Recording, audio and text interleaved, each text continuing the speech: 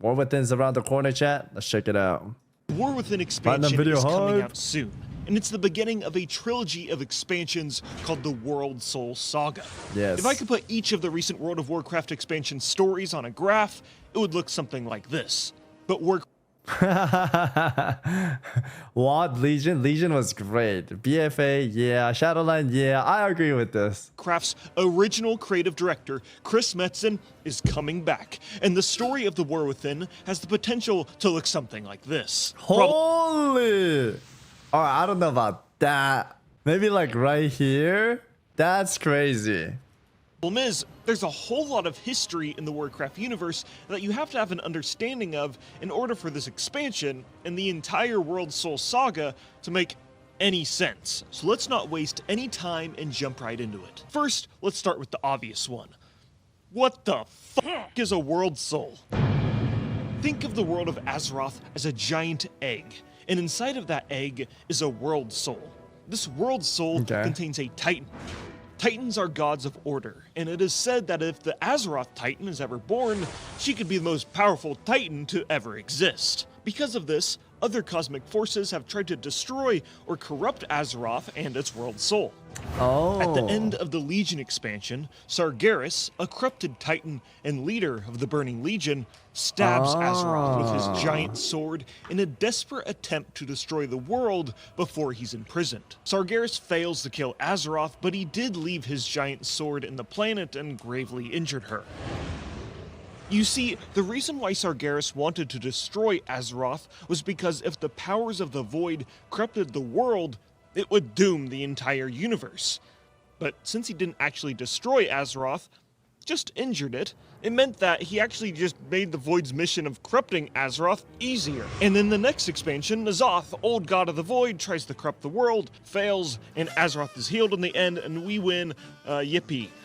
But there's still a giant sword in Azeroth, and that giant sword would kind of just be ignored for the next 2 expansions.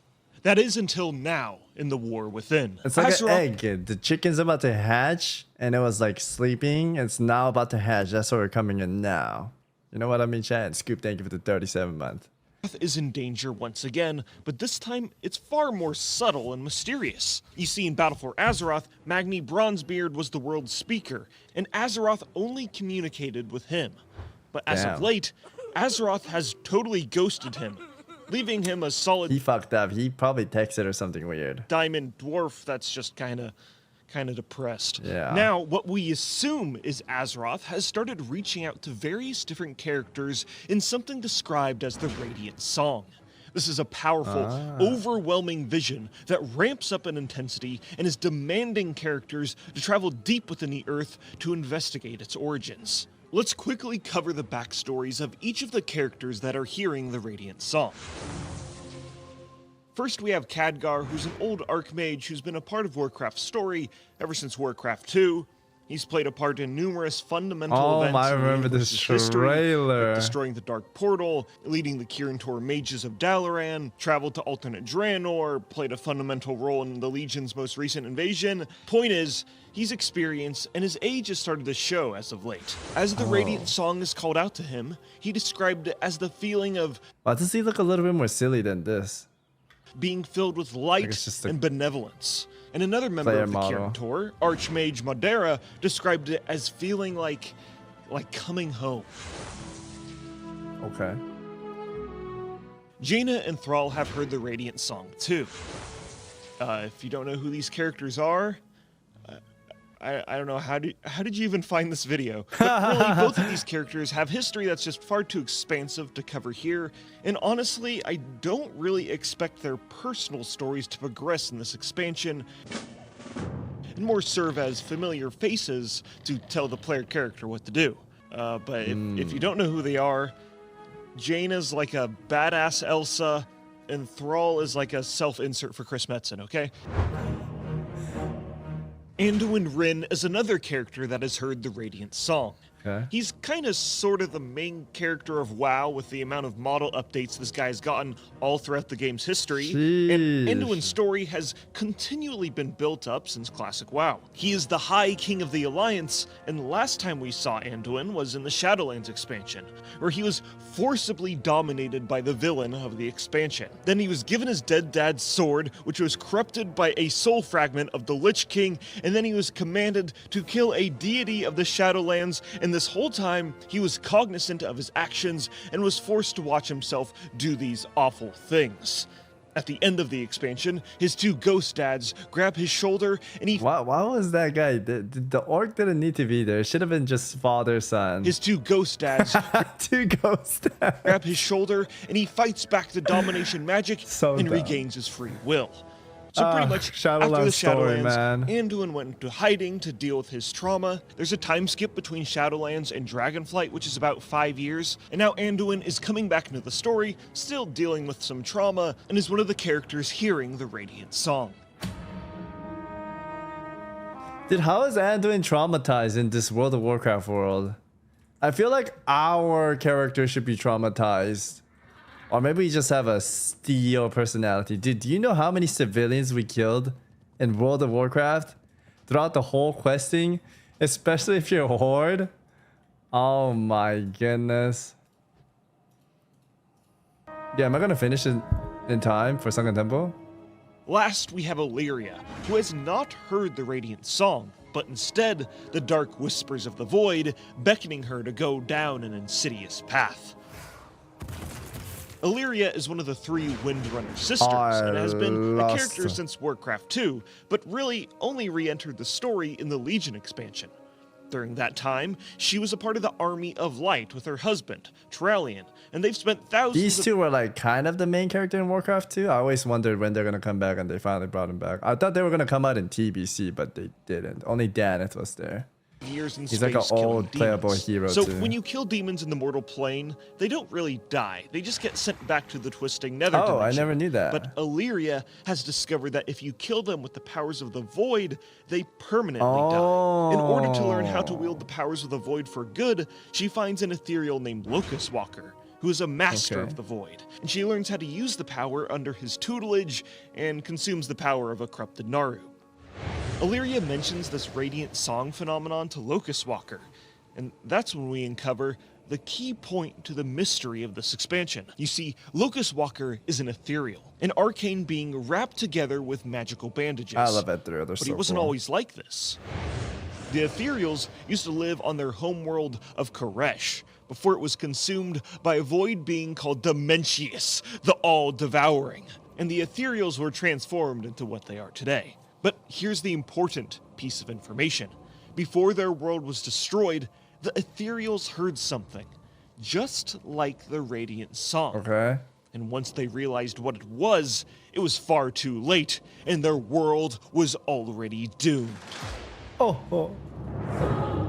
The main this dude. antagonist of this expansion is Xal'atath. She's a void entity older than Azeroth herself, and was first introduced to characters in the Older Legion than expansion, Azeroth? where she was bound in the Blade of the Black Empire, which was a weapon used by Shadow Priests. Throughout numerous critical moments in shit. Azeroth's history, Xal'atath has manifested into our world, corrupting certain individuals to fall to the void. I've already made a video covering Xal'atath's extensive history. You can check it out Man, right here. she's been But in around Battle for forever Azeroth, then. Players free Xal'atath from her blade, and she possesses a dead Void Elf cultist body. Yeah, this So- is the player's fault, chat. The Xal'atath that you see in all of this promotional art and everything... Wait, that's yeah, not even her? It's just somebody controlling the body? No, that isn't really her true form. What the? It's just what's her true a random form? dead elf that we What found the laying in the fuck? dirt. In Dragonflight, the main antagonists were the Primal Incarnates, who are elemental dragons who rejected the work of the Titans. These guys are cool. That guy looks like Steve's kinda. Killed one of them, another became an ally, and the last one is Iridikron, who created something called the Dark Heart. Okay. This is a powerful relic that can absorb magical power and convert it into void energy. Now, in the war within, Iridikron has allied himself with Xal'atath and has given her this Dark Heart artifact. Now, this wicked void entity is setting the stage to corrupt all of Azeroth, start a new dark legacy, manipulate and corrupt Alleria, and empower a void-touched army of spider people to do her bidding. And yeah, that's pretty much everything you really need to know about Xal'atath. There's not that much more. Okay. Platinum, wow.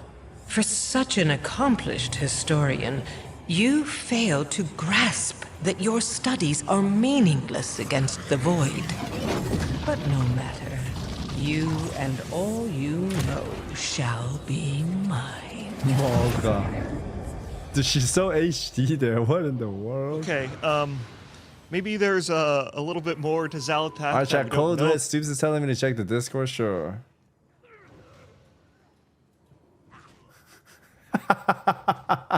Bro! That's what real friends do, chat. About yet. Let's just I hope you have a really continue on nice with the sesh, video, sir. Okay. In order to stop Xal'atath, we must venture to Castle Guard and explore Oh, the the 4 new new map looks zones beautiful. and the races that live there. Starting with the Earthen on the Isle of Dorne, who are currently undergoing a cultural and spiritual crisis, including endless infighting between each other and the inability to make new Earthen. Also, you get to explore the new capital city of the expansion, Dorne O'Gall, which has a surprising amount of hot tubs. I don't know why. Then you can delve into the ringing They heal deeps in the and hot marvel at tubs. the Earthen's industrial creations, and explore Hallowfall, and meet the light-worshipping Arathi humans and the massive crystal that gear looks which so looms cool. above their zone. And finally, scour the kingdom of Aj-Kahet and work with uncorrupted Nerubians against the members of their race who have accepted Xal'atath's twisted void enhancements with the promise of restoring their kingdom to its former glory. I'll be making far more extensive videos about all of these races and zones, so Okay. don't forget to subscribe. But if you She's want cool, by the way, the new character, learn but some- she doesn't have an arm. foundational lore about Xal'atath, Arathi, and Smug Nerubians, ass. I've made a playlist of old videos that you can watch, linked down below. Sure. And yep, that's Great the end of the video. video. I'm gonna I'll leave share it with the before boys. Boom. she comes back, so I'll see you later. Thanks for the video. I'm gonna do my song content, guys. Like the video, share that with the boys.